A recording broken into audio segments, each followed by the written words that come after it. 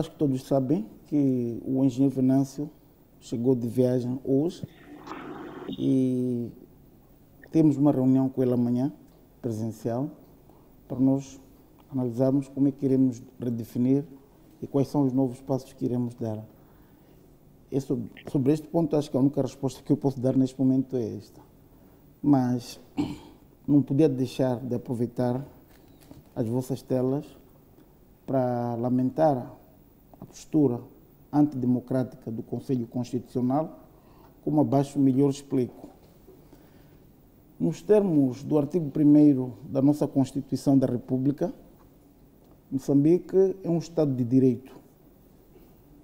E o número 4, acho que é artigo 4 da Constituição também, explica que um Estado de Direito é aquele que subordina a Constituição e funda-se na legalidade. O que é que isto quer dizer?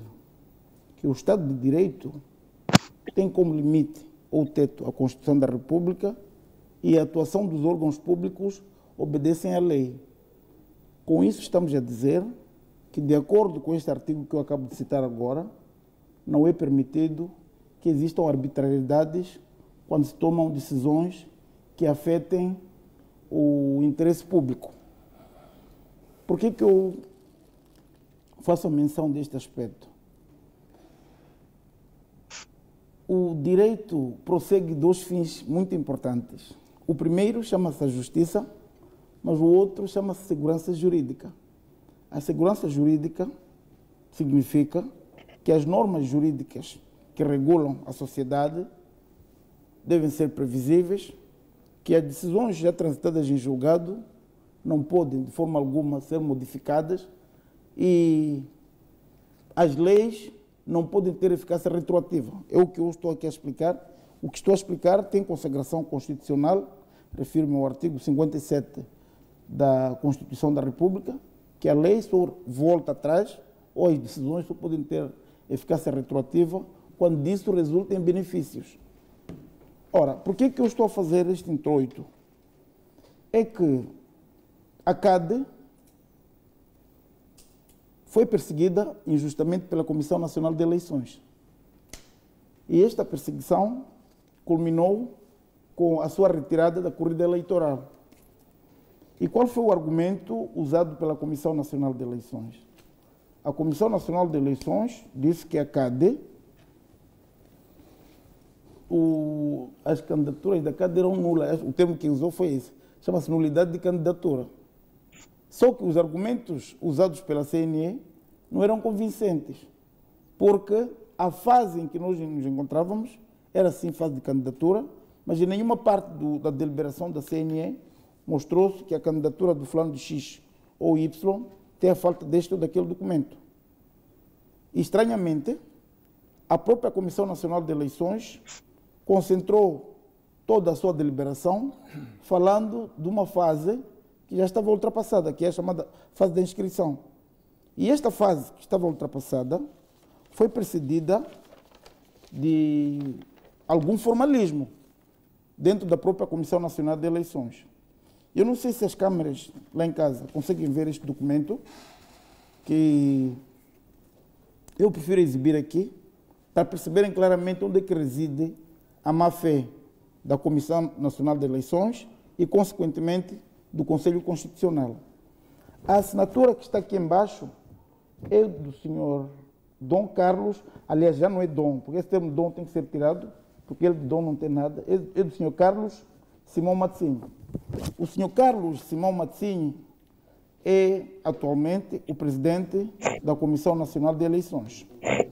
De acordo com este edital, que eu estou aqui a exibir, a Comissão Nacional de Eleições diz o seguinte, eu vou ler para que as pessoas lá em casa percebam, que depois de verificar a regularidade do processo e dos documentos que compõem este processo, defiro o pedido nos termos da linha G do número 1 do artigo 9 da Lei número 6/2013, de 22 de fevereiro, alterada e republicada pela Lei número XYZ.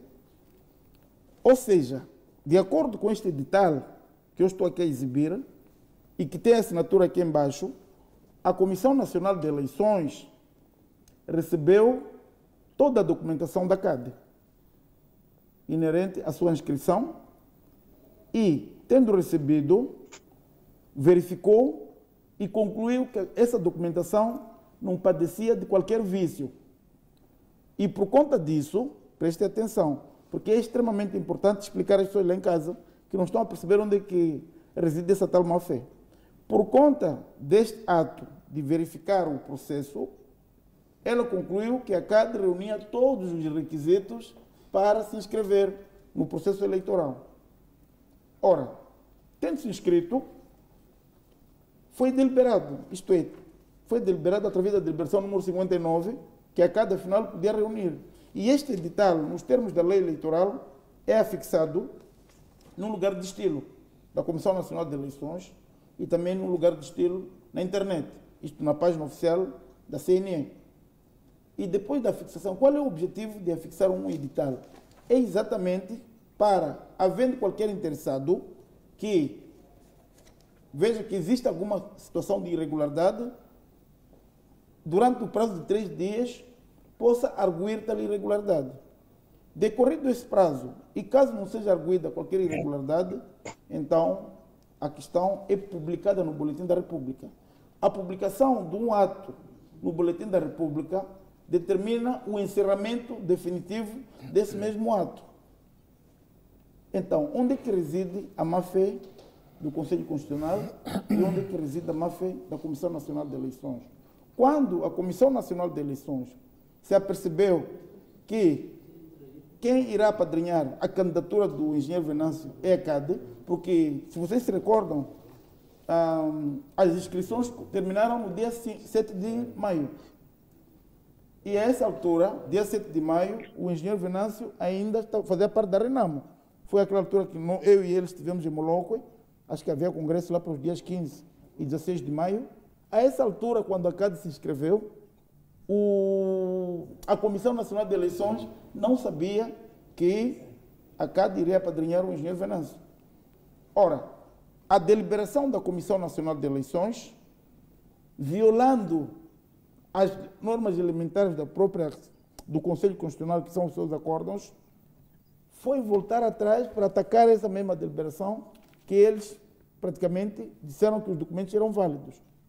E é por conta disso que a CADE recorreu para o Conselho Constitucional.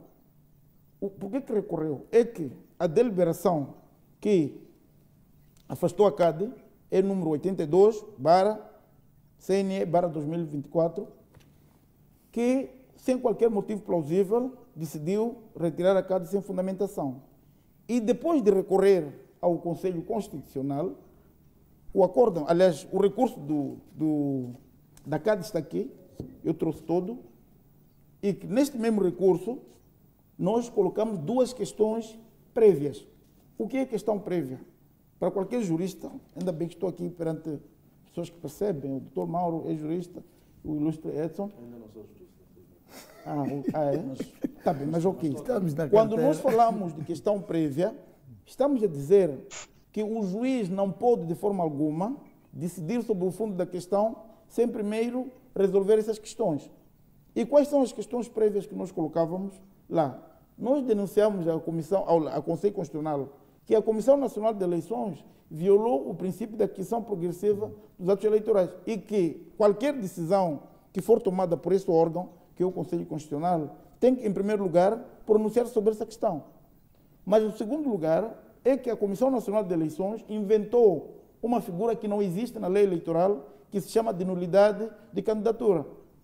Esta figura não tem respaldo na lei eleitoral. Aliás, o respaldo, isto é, a consagração legal do conceito de nulidade de candidatura só existe em 2 situações. A primeira situação ocorre quando há candidatura plurima. O que é candidatura plurima? É aquela em que o Romeu é candidato pelo MDM e, ao mesmo tempo, é candidato pela CADE. Então, o mesmo indivíduo faz parte de está em 2 listas. Aí, a lei diz que é nulidade de candidatura. E quando é que se torna nula? Quando te notificam para você escolher ou quer ficar no MDM ou ficar na CADE.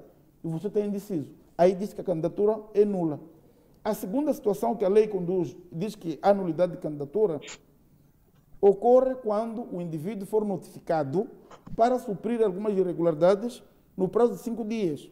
E que, decorrido esse período, se ele não faz esse suprimento, então diz que a candidatura é nula. E que irregularidades são essas?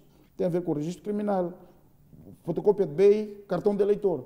Se você, no prazo de 5 dias, não apresenta o cartão de eleitor à Comissão Nacional de Eleições, diz que a candidatura é nula. Só são essas duas situações.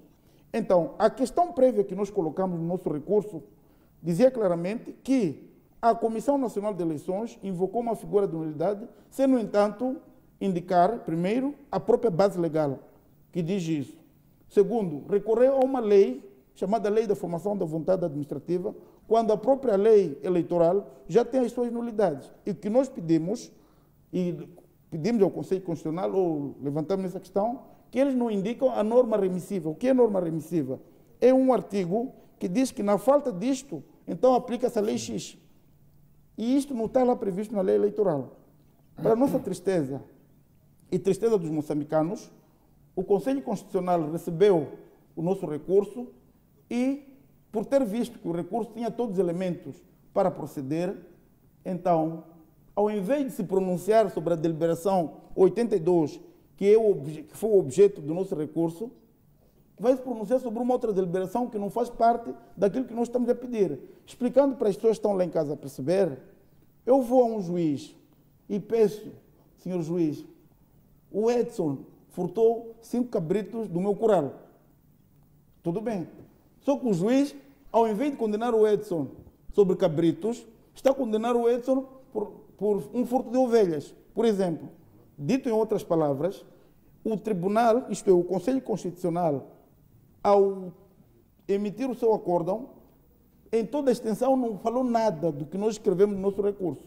Tanto é que a parte introdutória deste acórdão, o Conselho Constitucional foi enumerando cheio de aspectos, aqui nessa parte inicial, que supostamente estavam no nosso recurso. E esses aspectos não estão previstos no nosso recurso. Certo. O que significa que este recurso, este acórdão, foi escrito na sograria, não foi lá na própria sede do Conselho Constitucional, ou embaixo de uma mangueira, ou numa barraca do pulmão, em que alguém sentou lá, escreveu e pronto, publicaram.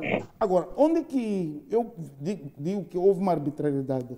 É que existe uma norma, sim, na Constituição, que as decisões do Conselho Constitucional são irrecorríveis.